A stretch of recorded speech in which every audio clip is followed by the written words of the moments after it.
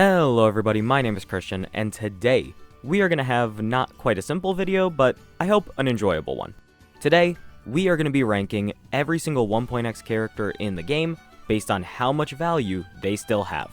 Joining me today will be Solar. She was in the Litecoin video, good friend of mine, so really happy to have her on, because she's also quite a bit more knowledgeable than me. And yeah, the way this tier list is kind of going to shake out is, depending on how much value you have in your best scenario, that is where you are going to be placed. For example, Kafka. Kafka is very, very essential to DOT teams, so she is going to get the highest value on this tier list. We're going to be doing this for every single character, except for Danheng and Bibiter Lune. I'm going to be honest, we just forgot about him. For what it's worth, he wouldn't have been too high anyway. With that said, this is going to be a two-part video, so I hope you guys look forward to the second part coming out soon. And yeah, make sure to like, comment, and subscribe. I got plenty more good videos coming out like this. Join our Discord down below. And with that said, let's get into it. Let's pause real quick and take a brief word from our sponsor, LD Shop. With so many good characters coming out soon, many players simply don't have the jades they need to get them all.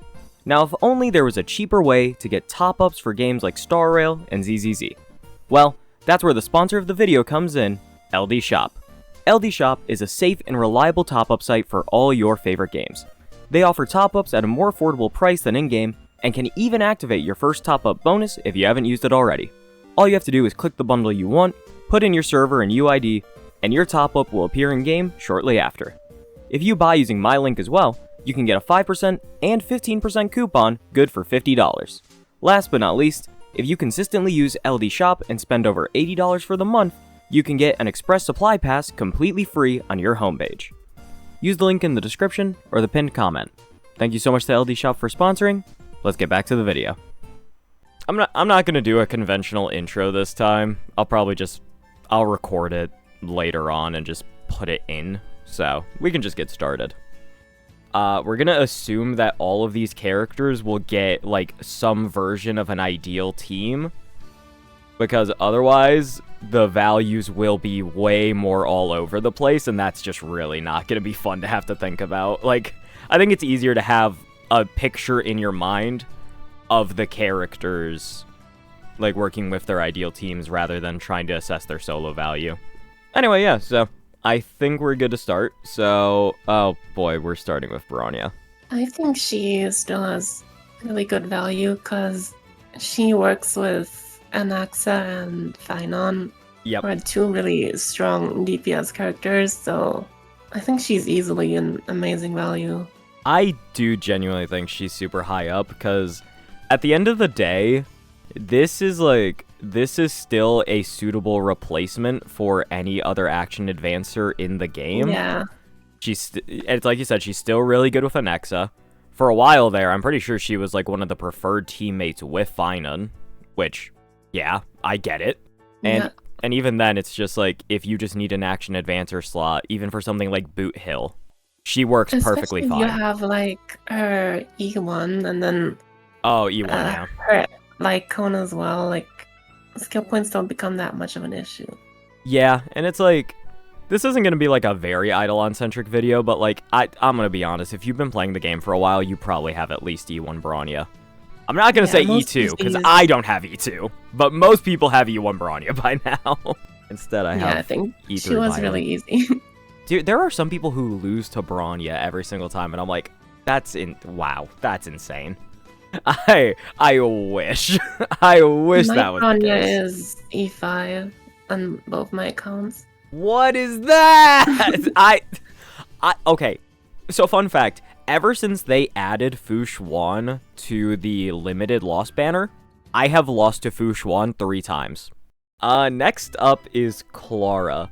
I will say, my perception of this character is definitely a little warped, because we have like 3 people in the server who really, really love Clara and make her work under any circumstance. I still don't think the character's amazing.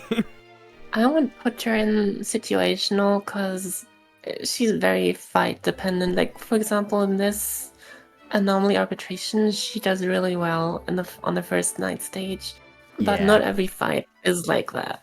Yeah, no, it's just enemies to attack frequently. Yeah, and even then, it's like, if you can break the weakness of your enemy when you're fighting Clara, that's actually just like a net negative for you. But then that also means that she's absolutely worthless for an entire game mode with Apocalyptic Shadow. Oh yeah, she's really bad there. Yeah, no, like, Dragon complains about it very often, and I completely understand it, because, yeah, I don't know how you're meant to do that, honestly. Alright, Gepard. Oh god. I'm gonna be so honest, I'm gonna be horrid. I'm putting in horrid. Yeah, same. Because like he could sustain decently, but you would need a really good build for that. And no one really wants to like hyper focus on building a sustain. Like, especially for the fact that we just got a free Danheng PT. There are gonna be people watching this who will not have been able to get that Danheng PT, but either way, even then, just get a healer. Like, there are very few things in this game that require shields. There is a grand total of one boss so far who really requires you to have shields, and that's it. Yeah. Literally one boss. Just horrible. He requires you to lose skill as well to keep up his shields, because he only has them on ult, so yeah, he just has nothing going for him. Like, looking from a modern day perspective, this is just a very poorly designed character. So, next up is Lynx. I like Lynx, I just don't think she's that good. She is definitely better than Gepard, I think, because she has like the counter character niche where she can make them take more aggro and stuff. But nowadays, her sustain isn't really enough, so... The biggest advantage of her is the fact that you can get a, you have a cleanse. I'm gonna be honest, the last few bosses that we've kind of had in rotation, besides the fish, actually, like, even with the fish, outright healing or shielding has mattered more than having a cleanse, I'm gonna be honest. That's why Bailu did really good against the fish and, like, Lygus, because her raw healing is really, really strong still. Like, you can make her work, but it's not very dependable. It's not going to be worth the amount of effort that you're going to be putting in. Next up is Natasha. Yeah, she's even worse. Yeah, it's you know what? We don't have to talk about this one. It's all the exact same thing. But hey, if you have E6 Natasha, she can do a little damage for you. And there you go. Yeah, that's it. Zero times 2 is still 0, so... What do you mean? No, it's great. It's great. Yeah, we can move on now. So, Pela. I would say amazing value, especially if your account isn't, like, very developed yet. She can slot into any team, really. Yeah, it's like...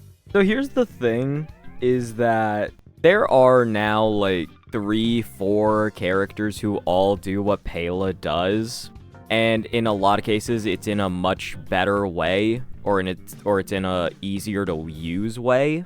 So it's a lot harder to actually argue for Pela nowadays, but I still think that she holds a lot of value, especially for free-to-play players. Like, if you can properly make use of Pela, you're gonna get a lot out of it. So she still is definitely worth having. And then if you have E6, so you have, like, her full kit unlocked, it's absolutely still a big benefit to have her on your account and with some certain teams. Serval. It's the queen. Oh. So, here's the thing, is that as a character on her own, like, in any other team, she is absolutely useless. As a character for the Herda, she can be pretty good. Yeah, it's Herda slave or bust, honestly. Yeah, but my problem is that this exists. So, and I'm pretty sure Mini Herda is just better in almost every single scenario. I don't think Serval actually has, like, a lot of room to stand compared to the other options for Herda. I mean, it's situational, but a smaller Herda is also better in pure fiction. It's overall better to build small Herda. Yeah, it's like you get more value out of the character just having her built comparatively, and even then the performance in that scenario I feel like is still better with Mini Herda. I don't know. I guess Serval can be situational, but it's like, it's definitely on the lower end in my opinion. Yeah. Like, she's probably going to stay at I the would bottom agree. for the rest of it. There's at least 3 Herta players in the comments right now who are just furiously typing about how the characters all interact with each other. I'm going to be honest, commenters, I don't care. All right, next up is Sampo. So this is like, this is another one of those cases where there are multiple characters who stand kind of above Sampo in his best teams. And not to mention is that even in the case of like you're using Heislin's Kafka and then you're trying to pick your third slot, you can do Black Swan, you could do Sampo, but even then, if you really wanted to, you could run Ron May with DDD, you could run Tribby, you could run Robin. Like, for the amount of replaceability that the third slot has in DOT teams, and the fact that he's not even, like, among the strongest options, I really can't think he's too high on value. I'm gonna be honest. Yeah, no. Sadly, his value is not good. Yeah, and you can put him with the Bellbug squad. Which Bellabog squad? They're all down here! I mean the horrid? The or do you mean brother the and small sister. Oh my god, yeah. Does he have more value than Lynx or less value than Lynx? I would say less. If you want, you can flex your PvP with Sampo if you want. Well, yeah, he only really works in the facial epoch and this last mock rotation. He also worked well because of the DOT fish. In certain scenarios, he can be pretty decent, but overall, he belongs. Very much a mediocre character. Alright, so speaking of mediocre, Luca. I'm gonna be honest, I think Luca's even worse than Sampo. He used to have his like break niche. Yeah. But nowadays it's just not enough. Because his bleed is locked behind his attack. So can never get all that high. He doesn't have anywhere where he really fits because DOT doesn't need him. And even if DOT did need him, I'm taking Sampo over him for sure. There are 3 characters in 1.x that you could reasonably run for break that are just all better than him in that scenario, in my opinion. With one of them actually being made with break in mind. So, yeah, yeah. Sorry, little buddy. Oh my god. Wait, you can put Wildfire down there, to be honest. You know what? I'm sorry. We're not talking about Hook. I'm skipping Hook. Like, there's nothing to talk about. I've already gotten my fun fact out of the way that Hook can action advance herself and has energy regen built into her kit. That's your fun fact for today, viewers. There you go. So I don't like her. I don't like her either. This is my monthly chance to piss off every Seele main. But there is genuinely no valid reason to be using this character. The amount of sweat your body needs to produce to make her work would make you dehydrated. I hope if you play Seele, you main Seele, I hope you drink a lot of water, and I hope you go like and see the sun a lot, because the Lord knows you must be trapped in a room for hours at a time making this character function at even 1% capacity compared to just like Caster is. Or fuck's sake, even Fei Xiao! Like, I wouldn't even say Topaz is better than her. Okay, oh my god! Putting her in Horrid would probably be like overly biased. But I'm not going to be happy about putting her in situational, and I want all of you viewers to know that. I am not happy about this. Put her behind Serval. True! She does not deserve that. Also, I just like Serval. She's useless, but I love her. Next up is a Topaz. So this is your character, if you would like to talk for a little bit. My girl was done so dirty. They released so many supports to steal her role. Like, they released 2 4-stars in the same patch to replace her. And then later on, they also released Cypher, who just does everything better. And then there's Tribby as well. This is one of the most replaced characters in the game, probably. Honestly, at this point, I'm probably going to make a video about it, because this was a character with a timeless kit that was basically completely shafted by almost every newer support that had come out. Like, this is generational levels of hating by the HSR developers. Poor Topaz, man. Now we need to decide where to actually rank her. It's kind of difficult. I really hate to say it, but she has the same case as Sampo. Yeah, but the worst part is that one of her replacements is just straight up free, and all of the Eidolons are free. That's a rough one. Yeah. If she was in a 50-50 loss pool, we could make an argument that you could get lucky and get more Eidolons over time. Since she's just in a shop and those tokens are really rare, that's not really an argument we can make. Yeah, it's just not a good situation for Topaz. And at the very least, I think she holds more value than, like, Sampo in his scenario. Yeah, I don't think she deserves a horrid, but...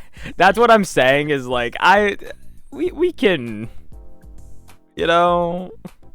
People are coming to my channel for, like, you know, everything has a little bit of subjectivity in it. That's all I'm saying. If you invest into her, she does beat March, but Mannzz is just better. Like, if you really squint, she could still be useful nowadays. Yeah. If you really squint. Alright. Kafka. Alright, so we finally have at least 3 good characters. Kafka's amazing value, no questions asked. She's the core of DOT. Yup. This is like... It's not even close. Now with her buffs, and she is just the ultimate detonation machine, it is not even comparable how good Kafka is to everyone else down here. There's no character who can do what she does. There is not a single 1.x character that is so essential to their team archetype. Yeah. Like, she's the only one. I'm switching that, actually. I think she probably has the highest value from this early part of the game right now. Alright, so we can just move on then to Blade.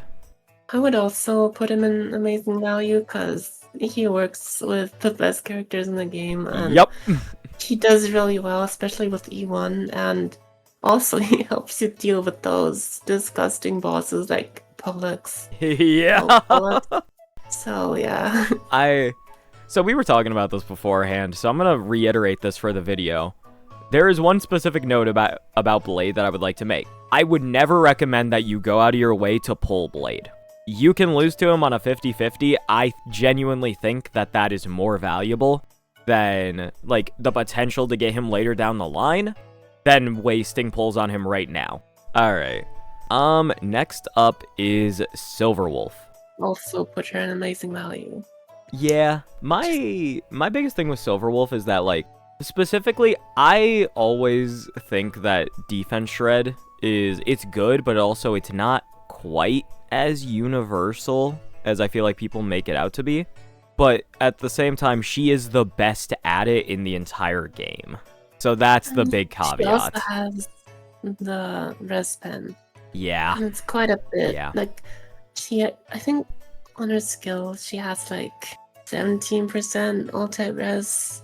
And then if you implant a weakness, that's an extra, like, I think 20 or something. So that's quite a lot of res pen if you're going off element. Yeah, that's exactly it. So, because she is so far ahead in this specific field, she still absolutely deserves to be, like, up here. Who do you think holds more value overall, Silverwolf or Bronya?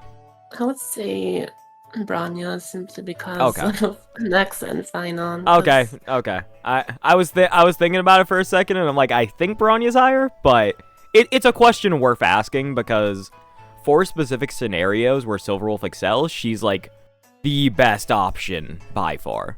So next up is Xuan. I know you really like the character, and I use her a lot too. I personally think she does fall in the still worth it tier, but a bit lower on it. She's definitely not amazing value, because we got a free sustain and Yep. and there's highs. It was just way better, like not even comparable. I think the biggest problem that I have with Xuan is the fact that I like what she does. She offers a lot to the team, and especially she offers something very, very valuable, which is crit rate. And then if you get E1, you can get crit damage as well. Haha, God, I have E3. She offers a lot to the team, and her sustaining isn't bad.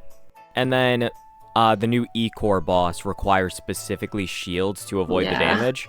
So Xuan can't even get a benefit out of that one. It's, yeah, the game has not been favoring her. The thing is, though, is that I think she can still do perfectly fine against a lot of normal bosses. Like, so, I think it's definitely warranting being up there. Honestly, if you're a 5-star sustained, you're probably, like, okay, I should clarify.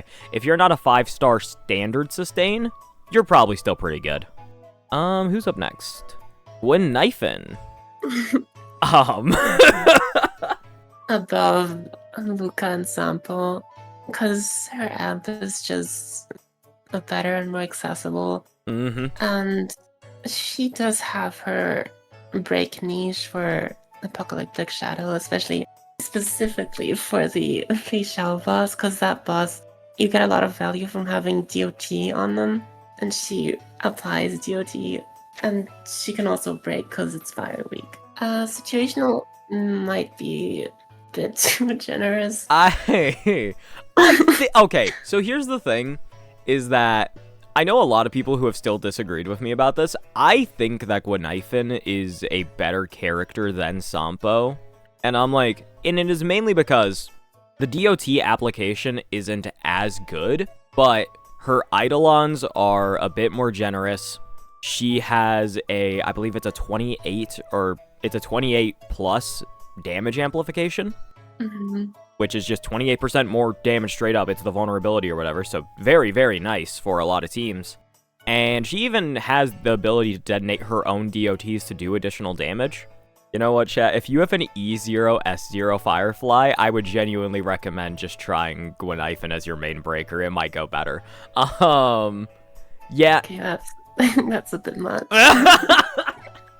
I had that real conversation with somebody a while back, and I'm like, I don't think you're right, but I can unfortunately see a world where if you get creative enough. I don't know. I think it can be situational. Okay, well, we're not going to be stuck in niche land for a little bit after this. Hanya. Yeah, I would say situational. Yeah. Simply because of Archer. I think Hanya has gotten screwed over so hard. She is a very, very interesting character.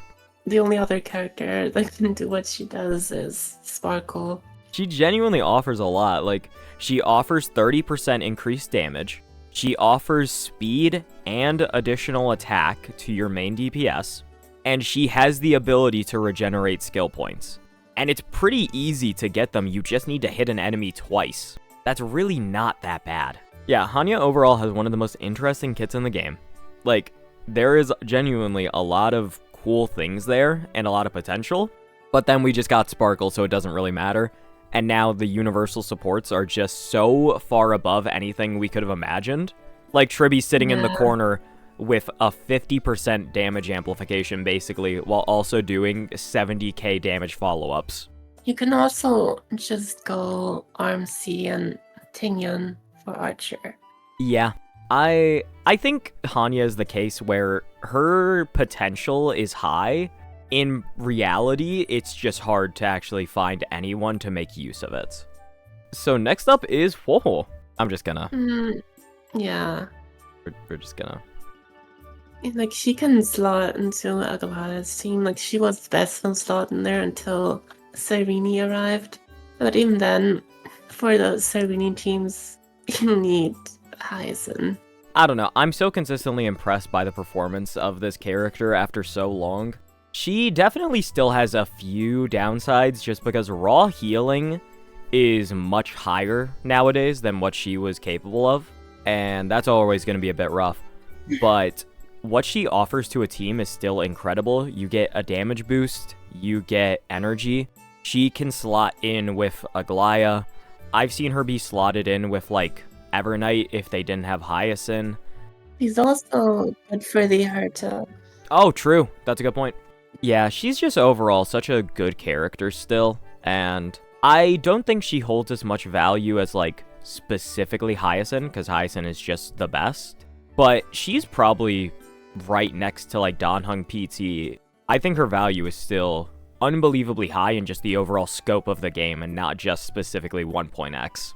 Alright, so now let's talk about the exact opposite of continued value. Jing Yuan.